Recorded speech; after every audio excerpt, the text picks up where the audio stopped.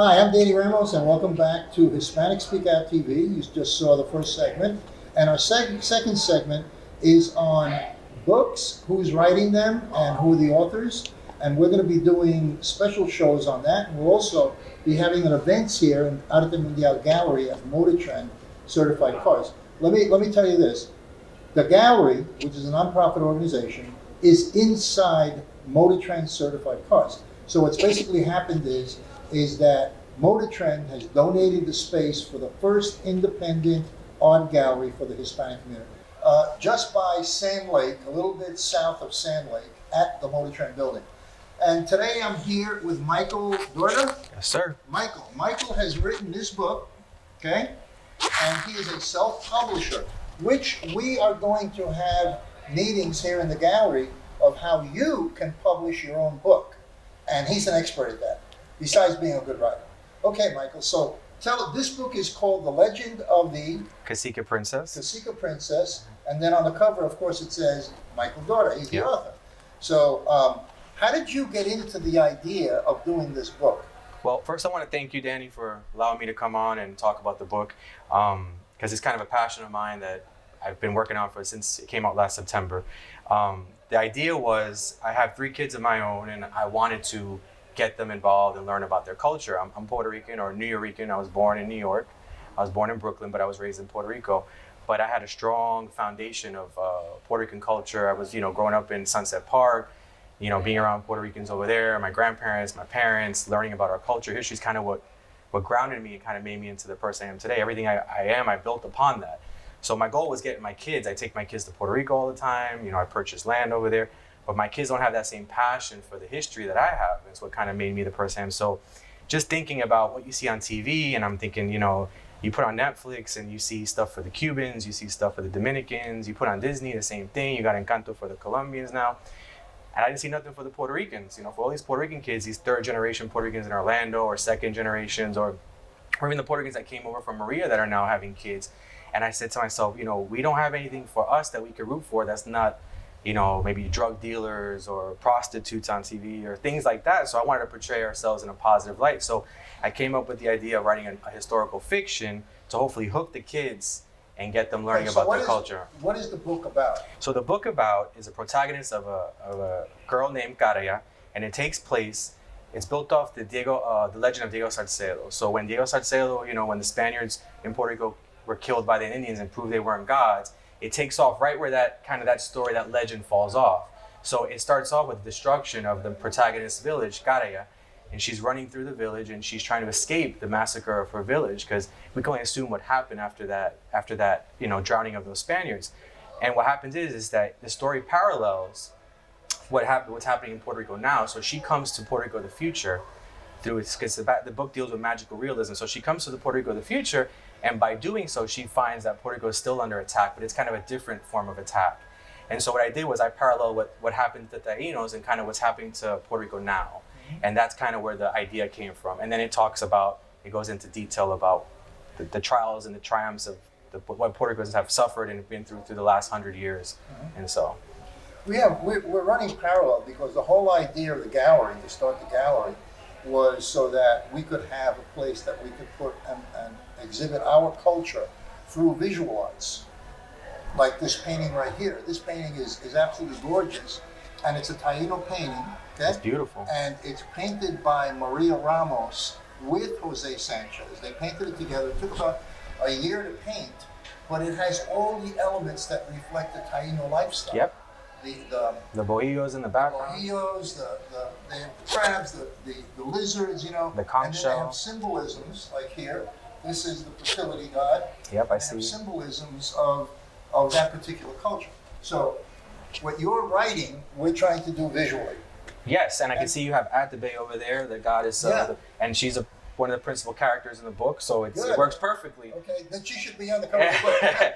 So, I know that a lot of our younger kids, if you talk to them about, Puerto Rico, they can maybe identify the flag and maybe tell you about some foods, but if you go into the real history of it, they don't know what Puerto Ricans have been through for the last 500 years. We've been a really resilient people.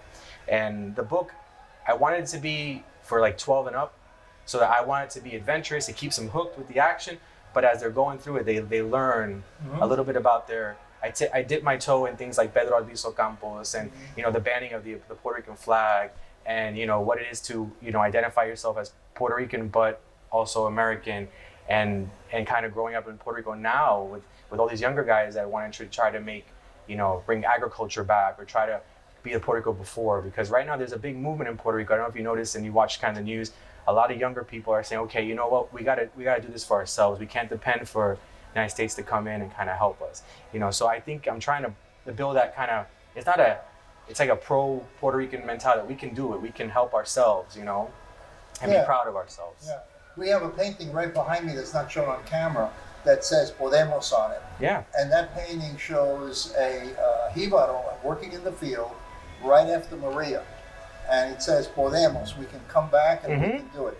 So what we want to do here is start a literary mechanism, which you're going to participate in. Yes, I will. And I'm saying that affirmatively because you told me before that. Yeah, I will participate in it. And what I'd like to do is set up an event so that people like you can teach people like me how to self-publish a book.